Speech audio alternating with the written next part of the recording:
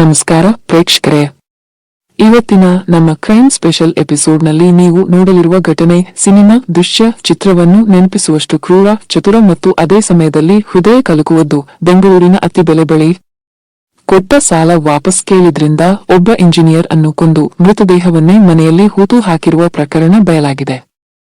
ಈ ಘಟನೆ ಎಷ್ಟು ಪ್ಲಾನಿಂಗ್ ಮಾಡಿದ್ದರಂತೆ ಯಾವೊಬ್ಬನಿಗೂ ಸಂಶಯ ಬರಲೇ ಇಲ್ಲ.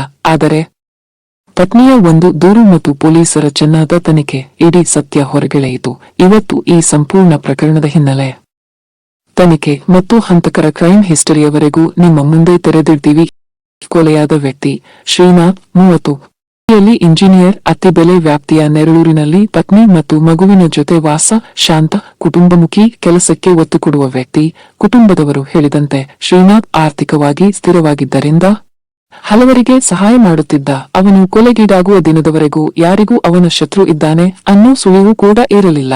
ಆದರೆ ಅವನ ಜೀವನದ ದೊಡ್ಡ ತಪ್ಪು ತನ್ನಾತನಾದ ದೊಡ್ಡಪ್ಪನ ಮಗ ಪ್ರಭಾಕರ್ ಮೇಲೆ ಹೆಚ್ಚು ನಂಬಿಕೆ ಇರೋದು. ತನ್ನ ಸಂಬಂಧಿ ಪ್ರಭಾಕರ್ ಮೇಲೆ ಇರೋ ನಂಬಿಕೆ ಅವನ ಜೀವ ಹೋಗೋದಕ್ಕೆ ಕಾರಣವಾಯಿತು. ಈ ಪ್ರಕರಣದ ಮುಖ್ಯ ಆರೋಪಿ ಪ್ರಭಾಕರ್ ಅದೇ ಶ್ರೀನಾಥ್ಗೆ ಸೋದರ ಸಂಬಂಧಿ. ಆದರೆ ಅವನ ಕ್ರೈಮ್ ಹಿಸ್ಟರಿ ಕೇಳಿದರೆ ನಿಜಕ್ಕೂ ಬೆಚ್ಚಿ ಬೀಳಬೇಕು. ಅವನು ಈಗಾಗಲೇ ತನ್ನ ಪತ್ನಿಯನ್ನೇ ಕೊಂದು ಜೈಲು ಹೋಗಿರುವ ಕ್ರಿಮಿನಲ್. ಇವರಂತೆ ಇನ್ನೊಬ್ಬ ಜಗದೀಶ್ ತಾನೇ ತನ್ನ ಪ್ರೇಯಸಿಯನ್ನು ಮರ್ಡರ್ ಮಾಡಿದ್ದ. ಇವರಿಬ್ಬರೂ ಜೈಲಿನಲ್ಲಿ ಸ್ನೇಹಿತರಾದರು. ಆ ಸ್ನೇಹ ಹೊಸ ಜೀವನಕ್ಕೆ ದಾರಿ ಮಾಡಲಿಲ್ಲ, ಮತ್ತೊಂದು ಅಪರಾಧಕ್ಕೆ ಮಾತ್ರ ಕಾರಣವಾಯಿತು. ಶ್ರೀನಾಥ್ ಬಳಿ ಹಣ ತೆಗೆದುಕೊಂಡ ಪ್ರಭಾಕರ್ ಹಣ ಡಬಲ್ ಮಾಡಿಕೊಡ್ತೀನಿ ಎಂದು ಹೇಳಿದ್ದ. ಮೊದಲಿಗೆ 4 ಲಕ್ಷ, ನಂತರ ಸುಮಾರು 40 ಲಕ್ಷ. ಇಷ್ಟು ದೊಡ್ಡ ಮೊತ್ತವನ್ನು ದುರಾಸೆಯಿಂದ ಪಡೆದುಕೊಂಡ ಪ್ರಭಾಕರ್ ಹಣ ಹಿಂದಿರಿಸಲು ಮನಸ್ಸೇ ಮಾಡಲಿಲ್ಲ. ಅವನು ಪ್ಲಾನ್ ಹಾಕಿದ ರೀತಿ ಅಚ್ಚರಿಯೇ ಸರಿ. ಕುಪ್ಪಂ ಮನೆಗೆ ಬಾ, ಹಣ ಕೊಡ್ತೀನಿ, ಮೊಬೈಲ್ ತೆಗೆದುಕೊಂಡು ಬರಬೇಡ, ಕಾಲಲ್ಲಿ ಮಾತಾಡಬೇಡ, ವಾಟ್ಸಾಪ್ ಸ್ಟೇಟಸ್ ಮೂಲಕ ಮಾತಾಡೋಣ, ಐಟಿ ಸಮಸ್ಯೆ ಆಗಬಹುದು ಎಂದು ಸೈಕಾಲಜಿಕಲ್ ಆಟ ಆಡಿದ ಶ್ರೀನಾಥ್ ಯಾವುದೇ ಸಂಶಯವಿಲ್ಲದೆ ಅಕ್ಟೋಬರ್ 27ರಂದು ತನ್ನ ಫೋನ್ ಮನೆಗೆ ಬಿಟ್ಟು ಕುಪ್ಪಂ ಮನೆಗೆ ತೆರಳುತ್ತಾರೆ. ಆ ಮನೆ ಅವರ ಸಾವಿನ ಮನೆ ಆಗುತ್ತದೆ ಎಂಬುದು ಅವರಿಗೆ ತಿಳಿಯಲಿಲ್ಲ. ಶ್ರೀನಾಥ್ ಒಳಗೆ ಬಂದ ಕ್ಷಣ ಕೇವಲ ಕೆಲವೇ ಸೆಕೆಂಡುಗಳಲ್ಲಿ ಎಲ್ಲವೂ ಬದಲಾಯಿತು. ಮನೆ ಒಳಗೆ ಮೊದಲೇ ತೋಡಿದ್ದ ಗುಂಡಿ, ಪಕ್ಕದಲ್ಲಿ ಸುತ್ತಿಗೆ ಮುಚ್ಚಿದ ಬಾಗಿಲು. ಪ್ರಭಾಕರ್ ಮತ್ತು ಜಗದೀಶ್ ಒಟ್ಟಾಗಿ ದಾಳಿ ಮಾಡುತ್ತಾರೆ. ಶ್ರೀನಾಥ್ ಹೋರಾಡುವ ಮುನ್ನವೇ ಸುತ್ತಿಗೆಯಿಂದ ತಲೆಗೆ ಭಾರೀ ಹೊಡೆತ, ಮತ್ತೊಂದು ಹೊಡೆತ, ಇನ್ನೊಂದು ಹೊಡೆತ. ಅವರ ಪ್ರಾಣ ಕೆಲವೇ ಕ್ಷಣಗಳಲ್ಲಿ ಕಸಿದುಕೊಳ್ಳಲ್ಪಟ್ಟಿತು. ಕೊಲೆ ನಂತರ ಮೃತದೇಹವನ್ನು ಆ ಗುಂಡಿಯಲ್ಲಿ ಹಾಕಿ ಮಣ್ಣು ಹಾಕಿ ಮುಚ್ಚಿ ಮೇಲಿನಿಂದ ಚಾಪೆ ಹಾಕಿ ಎಲ್ಲವನ್ನೂ ಸಾಮಾನ್ಯ ಮನೆ ಎನ್ನಿಸುವ ಹಾಗೆ ಮಾಡಿಬಿಟ್ಟರು. ಇದು ಕೇಳುತ್ತಿದ್ದಂತೆ ಮನುಷ್ಯರು ಎಷ್ಟು ಕ್ರೂರವಾಗಬಹುದು ಎಂಬುದಕ್ಕೆ ಉದಾಹರಣೆ. ಶ್ರೀನಾಥ್ ಮನೆಗೆ ಹಿಂದಿರಲಿಲ್ಲ. ಅವರ ಪತ್ನಿ ಆತಂಕಗೊಂಡು ಪ್ರಭಾಕರ್ಗೆ ಕರೆ ಮಾಡಿದಾಗ ಅವನು ನಾಟಕವಾಡುತ್ತಾನೆ, ನನಗೆ ಏನೂ ಗೊತ್ತಿಲ್ಲ ಎಂದು. ಆದರೆ ತಾಯಿಯ ಹೃದಯ ತಪ್ಪುವುದಿಲ್ಲ. ಏನೋ ತಪ್ಪಾಗಿದೆ ಅನ್ನಿಸಿತು. ಕೊನೆಗೆ ನವೆಂಬರ್ 1ರಂದು ಅತ್ತಿಬೆಲೆ ಪೊಲೀಸ್ ಸ್ಟೇಷನ್ಗೆ ಮಿಸ್ಸಿಂಗ್ ದೂರು ನೀಡುತ್ತಾರೆ. ಈ ದೂರು ಸತ್ಯವನ್ನು ಹೊರತೆಗೆದ ಮೊದಲ ಹೆಜ್ಜೆ.